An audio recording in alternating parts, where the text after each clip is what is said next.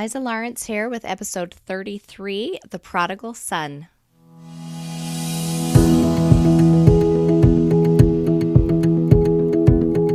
Welcome to Wonders and Miracles podcast, where we celebrate miraculous moments in everyday lives. I'm your host, Liza Lawrence, a wife, mother, teacher, and miracle lover. If you're new to this podcast, this is what we do here. Each week on Miracle Monday, we celebrate awe-inspiring true stories from regular people like you and me. People who have experienced something surprising and wonderful that could be considered the work of a divine source. My desire is to help us recognize God's hand and His love in our lives, because the more miracles we notice, the more miracles happen. Thanks for listening to the show. Now let's celebrate wonders and miracles together. Luke chapter 15, verse 20 through 24.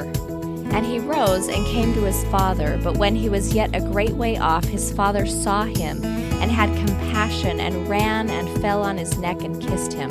And the son said unto him, Father, I have sinned against heaven and in thy sight, and am no more worthy to be called thy son. But the father said to his servants, Bring forth the best robe, and put it on him, and put a ring on his hand, and shoes on his feet. And bring hither the fatted calf, and kill it, and let us eat and be merry. For this my son was dead, and is alive again. He was lost, and is found. And they began to be merry. So I have to apologize. I've been sick this week, so my voice is a little bit scratchy. And this is airing on April Fool's Day, but it's not an April Fool's joke. I really do have a scratchy throat, and I just want to wish you a happy April Fool's Day. This episode's going to be a little bit different than previous episodes. It's a little more conversational. It started out as a miracle story recording, but it ended up being a really interesting conversation with Mark. Mark does share an amazing story of being saved from an accident, and also hearing the voice of God calling him back, just like the prodigal son. We continued to chat about life's struggles and the tools that we can use to help us through this journey.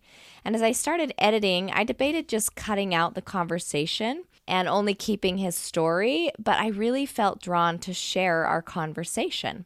I asked Mark if it was okay to share our whole chat, because I felt like it just might give others some helpful tools to use in their life as well. So thanks, Mark, for reaching out and letting me offer some of the things that I've found to be helpful in my life. I really felt like we shared some worthwhile ideas, and it's my hope that it might benefit someone else who's listening. Thanks for joining me in the movement that miracles still happen, and I hope you enjoy this episode with Mark. But first, a shout out to the review of the week. This is from, I don't know that I'm going to say this right, Aoruk. They said, Truly wonderful. I've been so touched and amazed by the miracles being shared on Liza's podcast. I want to thank the people who have been willing to put their stories out there for the benefit of others. Too often we hold things inside, especially when we experience difficult trials. It isn't easy to share such heart-wrenching moments as I've heard on Wonders and Miracles, and I admire and am grateful to everyone who has shared their story. I was particularly touched as I listened to Gavin's story in episode 28, sobbing as I listened. I love hearing of the miracles in his life and of others on this podcast. I highly recommend it. Thanks for that review. I'm so grateful, too, for everyone who's been willing to share their stories on Wonders and Miracles. I'm touched every week as I listen to you share these beautiful, beautiful stories. And today I'm equally touched to hear Mark's story, and we had such a wonderful conversation, and I'm grateful that he agreed to let me share the whole conversation. So let's get started on today's episode. All right, so I'm here with Mark today, and he is from Pennsylvania, and he's going to share a story with us about, well, how long ago did this happen? Oh, it was quite some time ago. Okay. Probably 20 years ago. Okay. Now. But it's kind of stuck with you, and it was a missed accident, really. Exactly. As you were driving. So tell us what happened. Well, I have a friend who was in Berwyn, Pennsylvania. I was over in Havertown, just quite some miles away, and he was very sick. And I went to pick up some medicine for him that the doctor prescribed. It was dark, and I took a back road to his house, windy, wooded like back road. It was rainy and foggy, and I was driving way too fast to get there, and I shouldn't have. And as I was driving, I heard a voice. I can actually tell you it was on my left side. It was a male voice, and it was very stern but calm. I knew it was my guardian angel or somebody in that realm because of just how I perceived it. And he said, Mark, he used my name. He said, slow down. And I was really overwhelmed by it, and I did. And he said, not enough, slow down more, is what he said. And I did. And I was coming up over a hill, and as I came over the hill, barely crawling along because I didn't know what to do next. And as I came over the hill, there was probably 6 or 7 big deer right in the middle of the road who I would have plowed into had I kept going. Wow. And I wouldn't be here right now. I came to a crawling stop right in front of them, and tears coming out of my eyes because I know I just was in a miracle and that the angel had spoken to me or God himself, and rolled my window down. And one of those darn deer even came up to the window, practically put his nose in the window and looked at me. And I'm sitting there with tears coming down my eyes saying hello to the deer. And that's what I remember of it. And they walked away. They got out of the way and off I went. Wow. But it's something that I share when I feel a need to with people because it happened and it saved me. That and many other stories since and before that I have, but that was a pretty big one. Yeah, that is That's what happened. I love that. And they weren't little deer either. They were standing there. They were firm. They weren't moving. Well, yeah, I know if you hit even one deer, but a whole herd of deer, it would be. It was. There must have been 6 of them, 7 of them. Yeah, it was just a whole big family, I guess. I love that. So anyway, there's my story, and it happened. Trust me. I'm here today to talk about it. Yeah, I love that. What did it make you feel like or learn? You mentioned, you felt like this was a guardian angel. The biggest thing was that God was with me. Because there's a lot of times where I doubt that. Or more so what we do is we say, well, he may be with me, but he's not real happy with me right now. That kind of stuff. That I'm just not on his good path or his good grace. And which I go through a lot. And I remind myself that, yes, he is. And just things like that. Just to know that he's with us. Yeah. Is really all I need to know. If I know that 100% in my heart and mind, then I'm good to go, no matter what happens. Because I know that it's going to be okay. For me, that was the big thing, that he is with me. I love that. And that's that a powerful message. Directing my steps, and I don't have to fear. And 2, that I'm meant to be here for some reason. Yeah. Yes. Something better than what I think.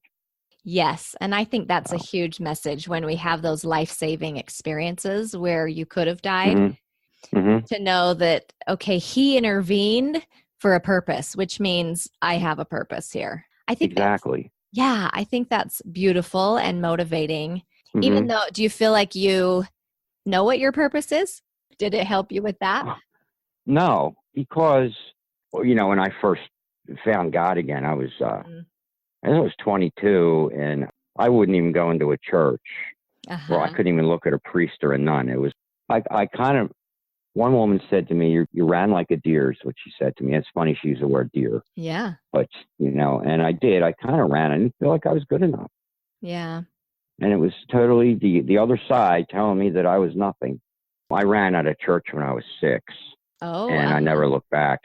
Well, they were opening a little communion box up front, and they said that's where God lives. It was a Catholic faith then, and I thought he's coming out to get me. I'm out of here. I turned and ran, and my mother chased me down the sidewalk. I didn't go back till I was 22. I was in this recovery program. I kept seeing the story of the prodigal son. The prodigal son. And some elderly woman said, if you hear something twice, it's from God. So I said, okay. And I kept seeing the story. I said, all right, I'm going to go to church. I haven't been there since I was 6. And I'm going to go. And I got up, 12 o'clock mass, jumped in my grandfather's old Chevy Impala and pulled into Sacred Heart in Pennsylvania. And I got out of the car. It was mobbed. I had to park way down the street. And then I was late. And I went into the main doors, opened the main doors all the way in the back. And the priest was talking about the prodigal son coming up the road. Really? And I stood there thinking the whole place is looking at me, and I knew that I heard the voice of God. Wow. Yeah. Yeah, so that started my journey, kind of. Yeah. It was a big deal. I mean, I actually could hear the voice of God. It was strange. It was a priest talking, but Yeah. I could hear God telling me that you're the prodigal son coming up the road.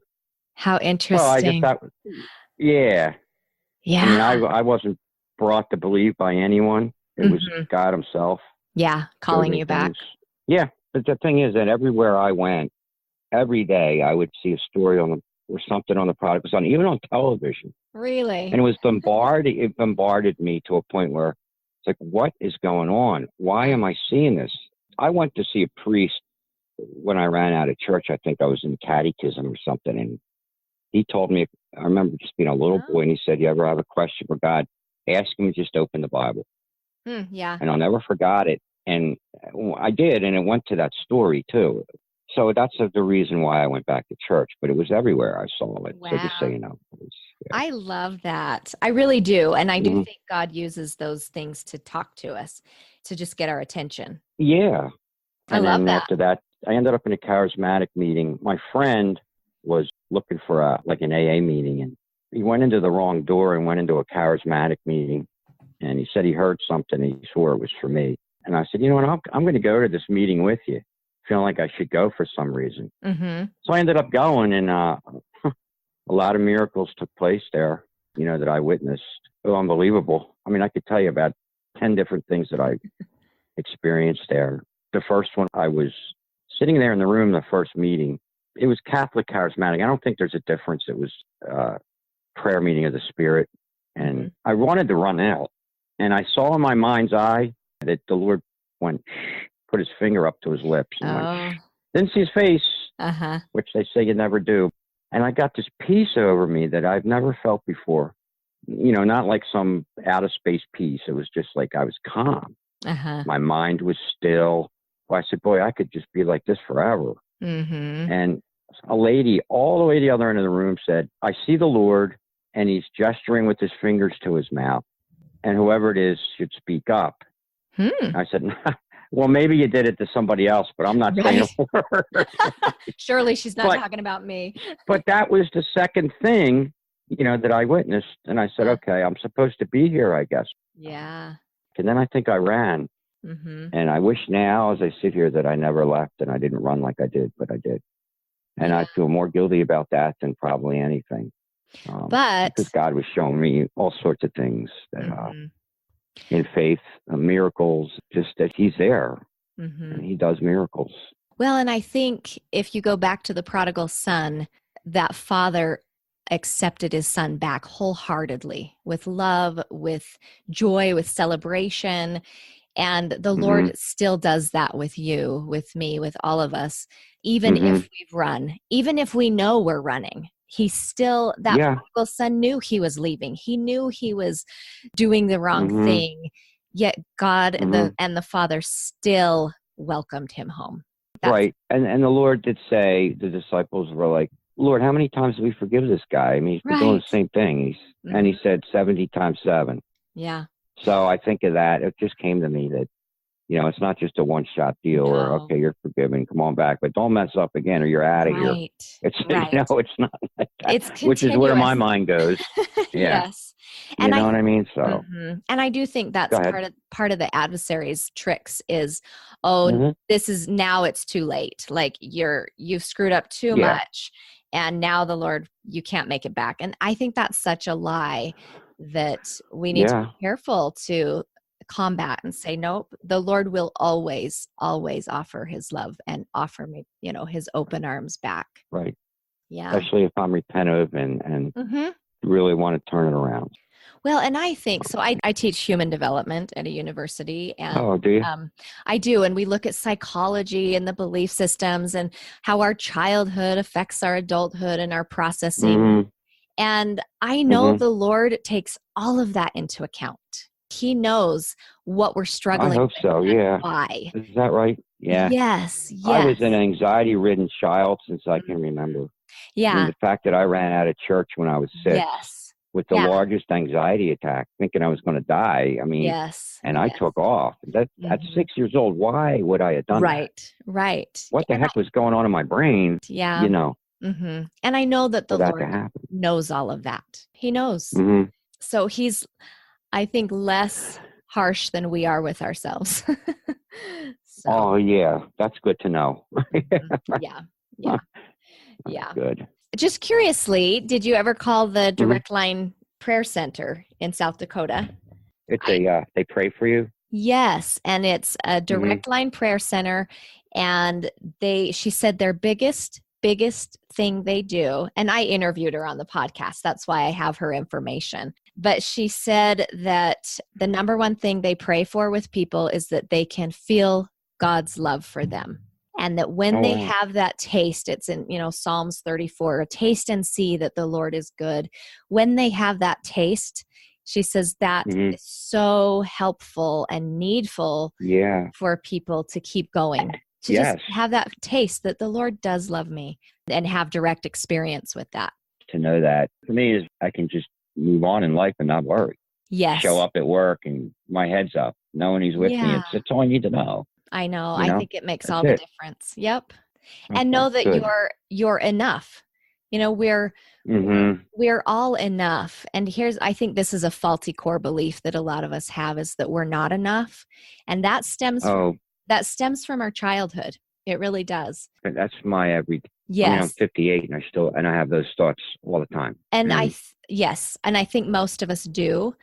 But I did something with me and my children a bit ago where I put the words "I am enough" on everything, all our mirrors, my fridge, and my office, everywhere, because I wanted to brainwash us, if you will, because I know how the belief systems work. But I want my children and myself to believe that we are enough. Yeah, my son the same way. That's all I want to do is let him know that it's not his fault his mother bailed on him and doesn't even call him. That's all I care about. He doesn't end up thinking like I do. Right. Yeah. And those early experiences, they kind of get locked in our psyche, and then they're hard to overcome. And so I am enough. What I love about that one is our subconscious actually will believe it. You know how sometimes you'll try to tell yourself something and you're like, I don't believe that. That's not true. And you'll fight with it mentally. Yes. This one, the subconscious doesn't fight with, because if you go back to when you were a baby, you came without earning anything. You came with this idea and this belief that I'm enough to be taken care of. I'm not capable to care for myself. Therefore, I'm enough that someone else will care for me. Right. And so your mind actually can hold on to that and go, that's true. I'm enough. And it took me probably 2 weeks of really sending me text, like reminding myself all day long that I was enough for it to lock in, and I could feel it lock in, that belief where I was enough. And then the next thought, enough for who? For God? Enough for everything? Is that just enough? That's enough. You're just enough. Okay. Yeah. Don't label what you're enough for. See, there I go. Yeah. Because then you'll start to say, well, I'm not enough for this or that. But you just are. You are enough. I think sometimes we have a mistaken belief that we have to earn God's love or that we have to deserve it, which isn't true. He's a loving God. But I think that stems from our childhood too, where we've had fear of God and we're afraid that he's disappointed in us. And I think that stems from our parents. As a young child, we gain our concept of God from how our parents treated us and how we see our parents. And he's very different. Those are just some of the fun ideas that I've learned through my journey. Well, that's something you said, and it stuck to me. So good. I am enough is nothing else I have to do. Yep. I could just show up. Yep. You just show up, and you're here to be you, and you are enough. So thank you for that one. Welcome. That's good. Yeah. And I feel like there's something else I should be doing. I just don't know what it is. And I've always felt that way. Yeah. And as I'm getting older, I feel like the rush is on, but I guess, and God's not showing me because I'm not ready yet. So, I mean, that can go on forever. Yeah. Yeah. And this life's a journey, and I think we're learning the whole time. And I think that everything we learn is beneficial. And so, I mean, the last 10 years have been where I've been feeling so isolated. And I Mm-hmm. mean, our life has been, it's just a turmoil. And Yeah. I got to let go of that. Well, and I think that is the challenge of this life. There is opposition in all things, and it's a challenge when we're feeling that opposition and wondering, well, where's God in all of it? He's there, but it's hard to discern sometimes. But Yeah, mhm. it is. I mean, I know he's there deep down. It's just, what goes on between my ears is the battle. So, I know. I know. you That know what I is the mean? challenge. Yes. Yes. That thinking. That's the And battleground, I which know. I'm not real good at, but, I was reading Isaiah 40 this morning. It's my favorite passage, so kind of uplifted me. What's your favorite part about it? Just about God holding your right hand and gets you through the Okay. problems, and he's with you. It's all good stuff Yeah. about God's companionship, and that he never leaves us or forsakes us. Mm-hmm. Things like Yes. that I need to hear a lot because I get bombarded with other stuff constantly. So Yeah. Have you ever tried meditation? I have, like, years ago. Uh-huh. I just have found, for me, meditation has helped my mind chatter and those negative Hmm. voices that are constantly talking to me, of self-doubt or you're not good enough, Hmm. all of those. Meditation, Which is a constant thing for me right now. So what does that yeah, help block it, or? yeah, it does. And it actually helps you Oh, kind of okay. stay focused because the Hmm. mind can just chatter away. I know meditation's something you get better at. Yeah, you kind of have to practice at it, and it takes a while to Hmm. quiet the mind, like to stop it chattering, because that's what it does. Well, and it goes on when you don't even know what's going on Right. too. Yes. Yeah. I mean, It's sometimes it's pretty deep constant. seated, and Yeah. it just Yeah. directs your day. And Yes. Yes. there's a lot of times I say, Lord, take my thoughts and my mind because I can't do Yeah. it. I'm Yeah. powerless over it. You got to help me here Yep. Yeah. because I don't like it. I don't like, No. I don't like it. Mm-hmm. I don't Yeah. even like it. I think you'd find some peace in the meditations. So give that a try. One thing also that might be helpful, and I do this during meditation, is I Hmm. will visualize what do I want instead. Sometimes Hmm. we get stuck in the reality of, oh, this is so hard and there's so many bad things happening that we get stuck there. And I think if we want to shift out of that Hmm. struggle, we have to Yeah. envision something better. What do I want instead? And then start It, rem- focusing on that. it reminds me I came across this book, not a Christian book to say, but did you ever hear The Secret Yes. Mm-hmm. by Linda Burns? What Similar. did you Uh-huh. think of that? You probably looked into it. I did. I did. And I think it has a lot of interesting ideas. And as I've Right. tried to relate it to the Bible and how Jesus talks about these laws and the laws of God, and they're Right. talking about these universal laws. And so I tried to see it Exactly. as this could Yeah. fit it. And it did Okay, feel, good. yeah, it felt true to me, honestly. Like, okay, these It are did me God's too. laws. Right. As long as I keep it in they're God's laws. They are. Yes. Mm-hmm. And so the belief and the thinking, Mm-hmm. it's a little scary too, because sometimes I think negatively too much. And it's like, Mm-hmm. but it did say in there that they don't have as much power as a positive thought. So Right, right. I Yeah, guess that's just another little piece to use.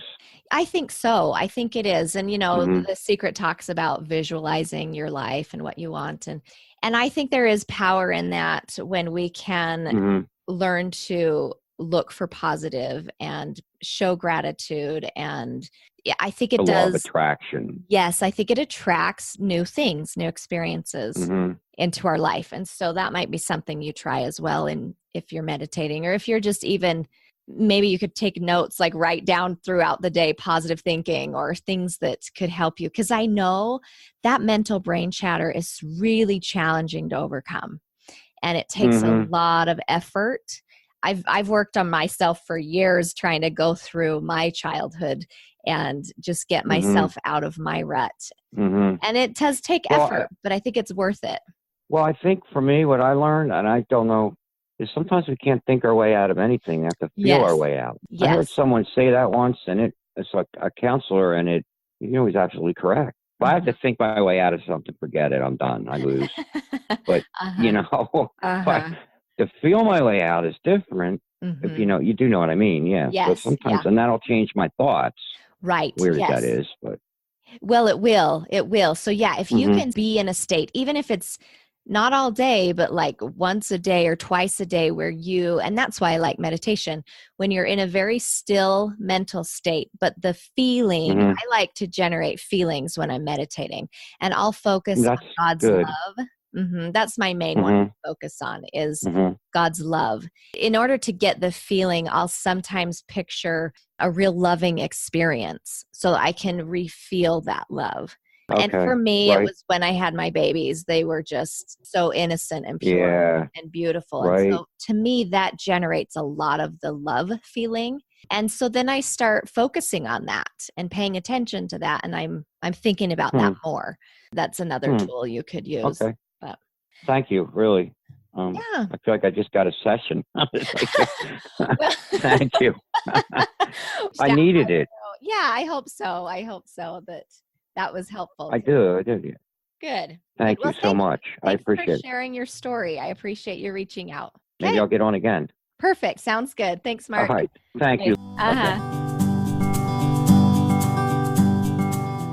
So that's our show this week. I want to thank Mark for being willing to share his thoughts and his journey and his struggles and his miracle stories with us. And I think it's interesting that even though we know we've been saved for something, even though we know that the Lord is with us and has intervened with us, our journey is still difficult sometimes and we still struggle. And I think it's important to keep in mind that that's all part of this experience that we're having here on earth. But the Lord has provided us with lots of tools and things to help us on that journey. And I think whatever we can find that helps bring us closer to God is beneficial. So maybe you've found some helpful tools in your life, and maybe we mentioned some on this episode that you could try. Hopefully you found some that have been helpful to bring you closer to God and that have been helpful on your spiritual journey of growth. Also, if you have a miracle story that you'd be willing to share on the podcast, please submit it on wondersandmiracles.com. I really would love to hear your miracle stories, and I know that our audience appreciates hearing from everyone. So I hope that you can think of a time in your life that you were called back to God and that you have felt God's love and presence in your life. And as always, remember to notice and celebrate the miracles everywhere, because the more miracles we notice, the more miracles happen.